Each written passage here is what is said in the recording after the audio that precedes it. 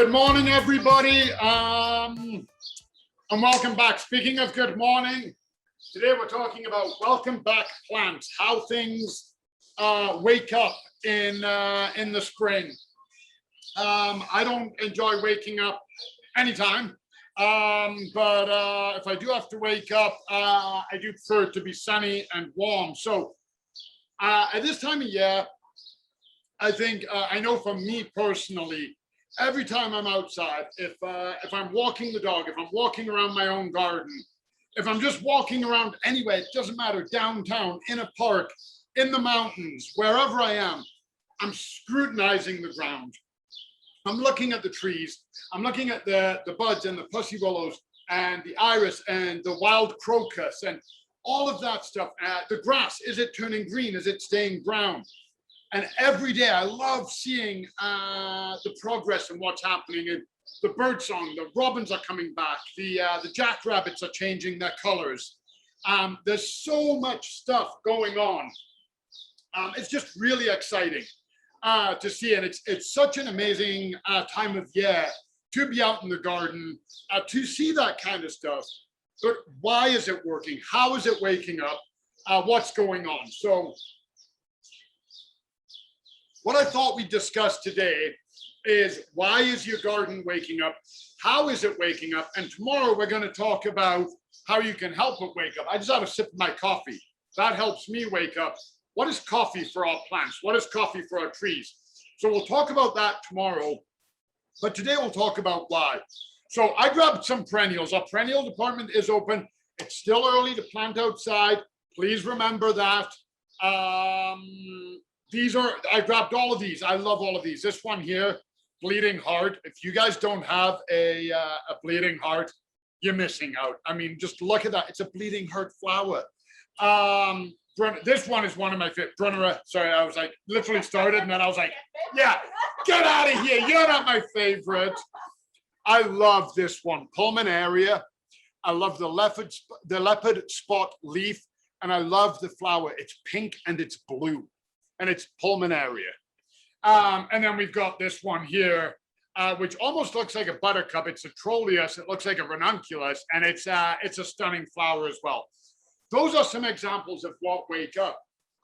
So the question is, like I said, how do they wake up? How does our tree, our perennial, our shrub go from looking like a bundle of sticks to this beautiful leafed out thing that really brings us joy? Well, first and foremost, it all has to do with, as we know, the returning sun. So yes, it brings light. Yes, it brings a number of things. But the number one trigger is the warmth. Now, a lot of these plants, trees especially, they have what's called a dormancy period. And they're not going to wake up properly unless they've been dormant for X amount, unless they've had a chill exposure. For however many weeks that might be, depending on the species. A lot of times we'll see aspens and willows waking up first. Maples can be a bit later, that kind of thing. But that doesn't really matter. That's not what I'm talking about. Again, we're not talking about specifics. We're talking broad strokes. And the broad stroke is the warmth. And the warmth is an essential factor into why your plants wake up. For a number of reasons. The other two factors, which are light and moisture, are attributed to the warmth. So essentially what happens is, we all know we've all just lived through a winter, unless you're watching us from Australia, in which case you've had summer. Wonderful. We are super happy for you. Not envious at all that your winter is a 10-degree cold. But whatever, we'll move right along. The warmth comes back and the plants start moving, the ground starts thawing, sap starts running, and life starts returning. Birds come back. There's so many things happening. And once that sap starts running and those buds are there, well, then there can be that exchange of moisture and exchange of gases. When everything is frozen, the trees freeze solid all the way up. All of the sap's frozen, the roots are frozen, nothing is drinking, nothing is being taken up. There's no transference of liquid gas, there's no photosynthesis going on. So everything is frozen. So it all starts with the warmth. And I don't know how many of you guys, again, I'll talk to myself. I'm outside a lot. I really enjoy it. Again, walking my dog, just being out, whatever it takes. And the other day, I think it was Saturday, I was out early Saturday morning. We're in the dog park, nobody else around.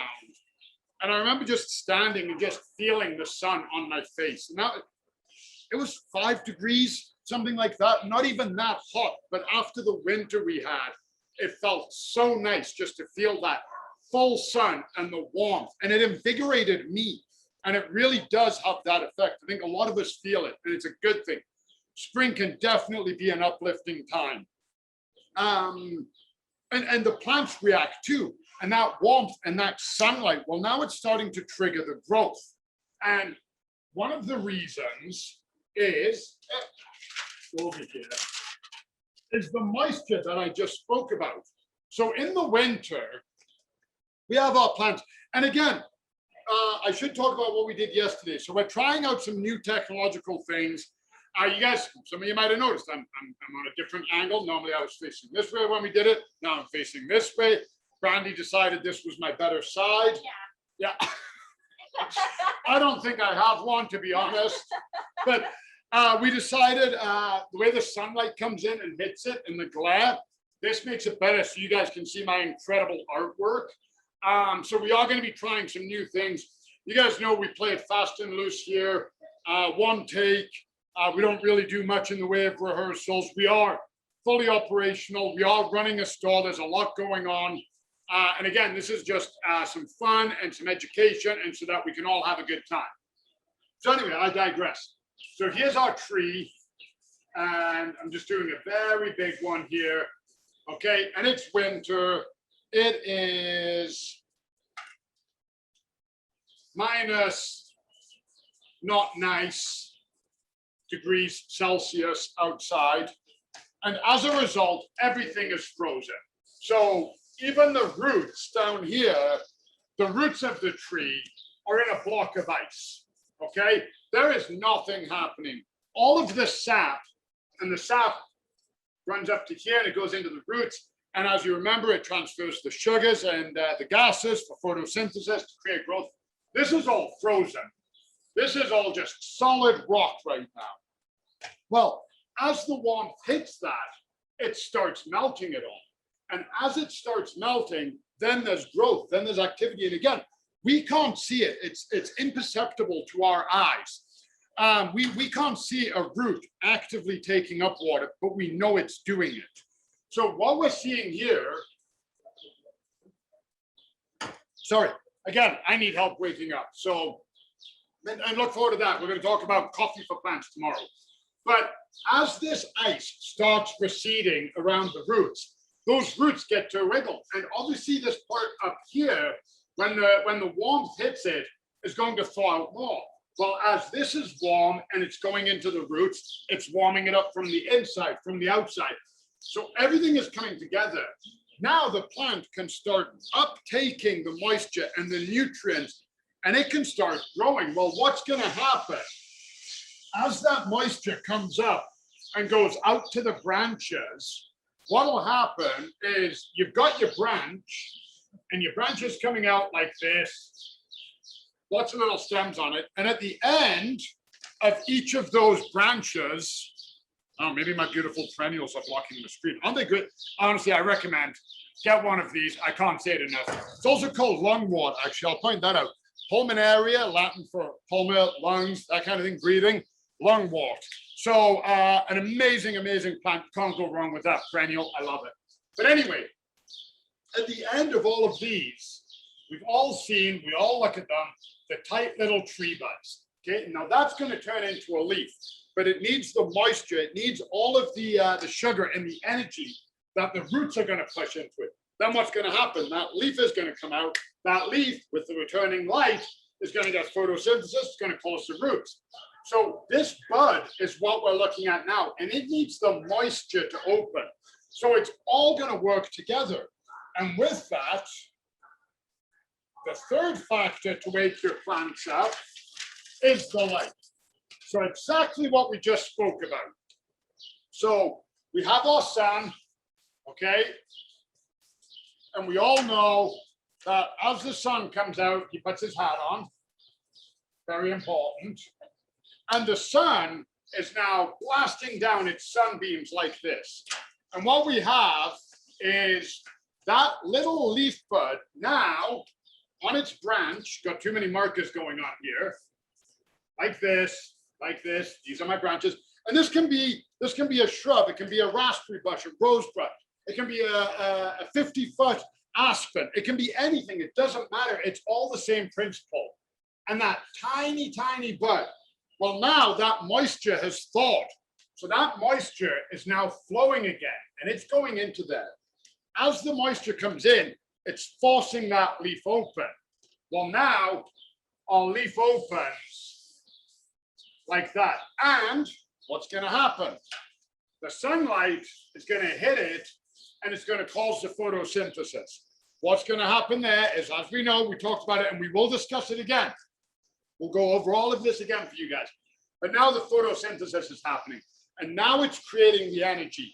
And what it's done is now it's creating food, and it's sending the food back down. Where's that food going? Well, it's going into the root system. And the root system is now taking that from there, and it's pushing deeper. It's actively growing, causing all of the other buds to open. So it's a big cyclical thing. We need the winter for these trees to open. They need their chill time, their dormancy. We all need chill time, right? Everybody needs some downtime. Everybody needs some time to put their feet up and relax. We can't be go, go, go all the time. It's not a tenable lifestyle. Trees are much the same. You know, like we talked about, even houseplants have a period of dormancy. We don't realize it as much, but they do. Everything needs that downtime. Not everything can produce all the time. It may need some grow time, whatever, but it's the same principle. And that's what happens as one leaf comes out, starts generating energy. And then the more leaves that come out, they start putting it in. So the three main factors that we have are warmth, light, and moisture. And I want to speak about moisture quick. One other thing here, I've had a few people ask me personally, should I water my garden? Absolutely, yes, you should. Here in Calgary, it's really dry. If you're seeing active growth, my daylilies are up about this big right now. We haven't had any real rain. We had some sleet and moisture on Sunday, but not really enough to soak the ground. If you're concerned, it does not hurt to water. You won't do any damage. Get water on them. Better to water than not water at this stage of the game. What I'm talking about here are your perennials, your trees, and your shrubs that are in your flower beds. They need to be watered right now if you're in Calgary. If you're somewhere else and spring is coming and it's raining every other day, don't worry about it too much. So light, warmth, moisture, those three things are what's going to wake your garden up. So, you know, let's enjoy it. April showers bring May flowers. Just remember that. So tomorrow we'll discuss, you know, how you can help your garden. Like I just said, watering. We'll discuss that in greater length tomorrow. It feels great to be back on this side of the camera. I can't wait to keep going with you guys. Don't forget our webinars. Go to our blog post on our website. Sign up on Eventbrite. We'll see you guys tomorrow, and hopefully we see some of you on Saturday. Bye, everyone.